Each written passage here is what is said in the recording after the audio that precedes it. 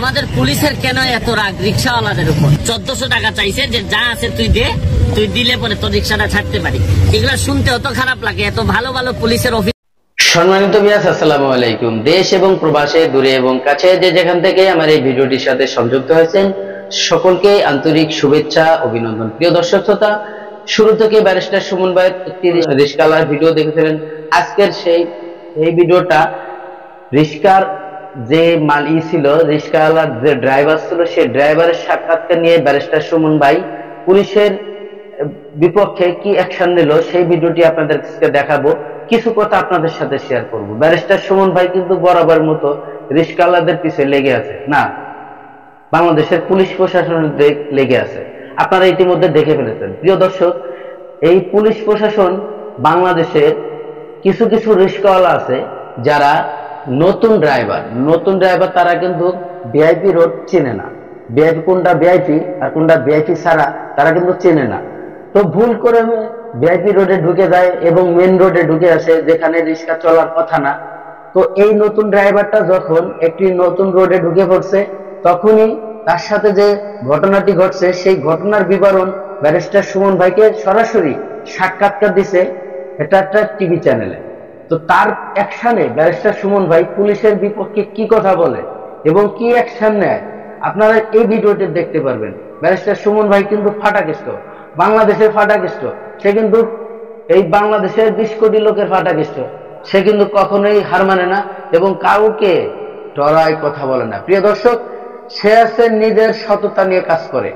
সে বলছে যে একজন রিস্কাওয়ালা ভুল করতেই পারে, তার কারণ সে ভুল করবে দেখেই তার নাম রিস্কাওয়ালা হয়েছে। সে অশিক্ষিত, যার জন্যই সে রিস্কাওয়ালা হয়েছে। যদি শিক্ষিত হইতো আমাদের মতো সরকারি চাকরি করত, বড় বড় মন্ত্রণালয়ে চাকরি করত। সে তো অশিক্ষিত, মূর্খ, তো সে তো সরকারি চাকরি পাবে না, যার জন্যই সে রিক্সা চালাবে। তা রিক্সা চালাইতে গেলে রিক্সা চালক তো একটু ভুল করতেই পারে। তা আমরা তো যারা সরকারি চাকরিজীবী, আমাদের তো সহানুভূতি থাকতে হবে। আমরা তো বেতন নেই, সরকারের বেতনভুক্ত নেই। এই রিক্সাওয়ালা ট্যাক্স দেয়, সেটাও কিন্তু এই বাংলাদেশ সরকার আপনাদের কাছ থেকে নিয়ে এই রিক্সাওয়ালার ট্যাক্স নিয়ে, সাধারণ জনগণের ট্যাক্স নিয়ে আপনাদেরকে বেতন দেয়। ব্যারিস্টার সুমন ভাই আরো কি কি বলছে এই ভিডিওতে আপনারা শুনলে অবাক হয়ে যাবেন। প্রিয় দর্শক, আজকে এই ফাটাকেষ্ট কিভাবে ফাটিয়ে দিয়েছে বাংলাদেশের পুলিশ প্রশাসনের দৃষ্টি আকর্ষণ করে, আপনারা অবাক হয়ে যাবেন যে একজন রিক্সাওয়ালাকে টার্গেট করে একজন ট্রাফিক পুলিশ কি ধরনের কর্মকাণ্ড তার সাথে করেছে, তাকে কিভাবে তাকে সে যে ঘুষ নিচ্ছে, ঘুষ চাইছে কিভাবে, আপনারা এই ভিডিওতে দেখলে বুঝতে পারবেন যে একজন পুলিশ, স্বাভাবিক পুলিশ যে সততা নিয়ে কাজ করে, সে জীবনেও এই কাজগুলি করবে না। তো ব্যারিস্টার সুমন ভাই এ কথাই বলতেছে যে আপনি বাংলাদেশের একজন সুনাগরিক পুলিশ, আপনাদেরকে সরকার বেতন দেয়, এই জনগণের ইনকাম ট্যাক্সের টাকা নিয়ে আপনাদেরকে সরকার বেতন দেয়। একজন রিক্সা চালক সে ভুল করতেই পারে, সে ভুল করে মেন রোডে ঢুকে পড়ছে, তার রিক্সাটা সিজ করছেন, তার প্রত্যেকটি টায়ার আপনি পাঞ্চ করে দিচ্ছেন, অর্থাৎ হাওয়া ছাড়িয়ে দিচ্ছেন, তার ব্যাটারির লাইন খুলে দিচ্ছেন, তার থেকে চাবি ছিনিয়ে নিয়েছেন, তারপরে তার গাড়িটাকে উল্টায়ে রাখছেন। এই হচ্ছে আপনাদের ট্রাফিক পুলিশের কাজ। আর এখানে একজন পুলিশ যদি সম্মিলিত থাকতো তাহলে ব্যারিস্টার সুমন ভাই তাহলে বুঝতাম যে সবার জ্ঞান এক না। এখানে আপনারা দলীয় মধ্যে আপনাদের যে সিনিয়র লেভেলের অফিসার উনিও ওখানে ছিল, তার মানে কি আপনারা সবাই মিলে এই রিক্সাওয়ালার সাথে ষড়যন্ত্র করে এই যত আইন এই রিক্সাওয়ালাকে প্রয়োগ করছেন। আরে আপনারা তো অনেক নেতারা আছে, অনেক পাওয়ারফুল লোকজন আছে, তাদের তো ধরা ছোঁয়ার বাইরে রাখেন।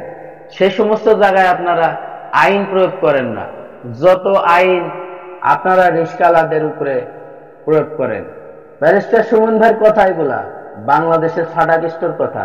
প্রিয় দর্শক, চলুন সেই ভিডিওটি দেখি তারপরে কিছু কথা আপনাদের সাথে শেয়ার করব। আমাদের পুলিশের কেন এত রাগ রিক্সাওয়ালাদের উপর? 1400 টাকা চাইছে যে যা আছে তুই দে, তুই দিলে পরে তোর রিক্সাটা ছাড়তে পারি। এগুলা শুনতে অত খারাপ লাগে। এত ভালো ভালো পুলিশের অফিসার আছেন, আর এই পুলিশের মধ্যে যখন এই রিক্সাওয়ালাদের কাছ থেকে যারা 1400 নেয়, তারা তো কখনোই কোনো ভালো সংস্থার মেম্বার হইতে পারে না। এরা কোনোদিন এই দেশে শান্তি আনতে পারবে না। কত যে রিক্সা বিভিন্ন ভাবে বিভিন্ন আইন অমান্য করার জন্য রিক্সাকে সিজ করা হয়েছে, সিজ করে নেওয়া হয়ে গেছে।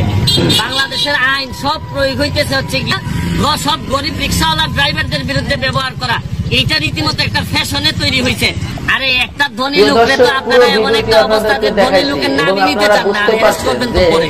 এখানে রিক্সাওয়ালার সাথে কি হয়েছিল, ব্যারিস্টার সুমন ভাই উনার সাক্ষাৎকার যখন নিল, উনি এই রিক্সাওয়ালা ব্যারিস্টার সুমন ভাইকে দাঁড়িয়ে কিভাবে উনি চিনছে আমি হয়তো জানি না, তো ব্যারিস্টার সুমন ভাইকে উনি ভালো করেই চিনছে। চেনার পরে তখন রিক্সাওয়ালা অনেক কান্নাকাটি করে বলছে যে স্যার আমার এই সমস্যা ছিল, আমি নতুন গ্যারেজের থেকে, আমি চালক ভালো না, আমি দেশের থেকে আসছি। সে রংপুরেতে আসছে, রংপুরেতে এসে তার এলাকার নাম বলে আমি একটা রিক্সা গ্যারেজের থেকে আনছি। আনার পরে আমি মেন রোডে বের হয়েছি, আর আমাকে পুলিশ ধরছে। সে সময় আমি ভাড়াও মারিনি, আমার পকেটে একটা টাকাও নাই, অথচ 1400 টাকা আমার কাছ থেকে ঘুষ চাইছে, ঘুষ দিতে পারিনি।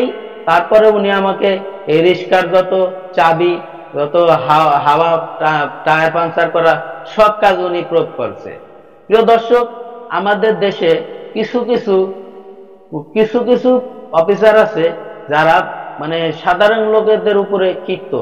50 টাকা, 100 টাকা, 200 টাকা নেওয়ার জন্য তাদের সাথে যে সমস্ত আচরণ করে, আসলে এটা মানে সরকারি অফিসার হয়ে তাদের এটা করা উচিত না, যেহেতু সরকার তাদেরকে বেতন দেয়। প্রিয় দর্শক, সবাই ভালো থাকবেন, সুস্থ থাকবেন। আল্লাহ হাফেজ।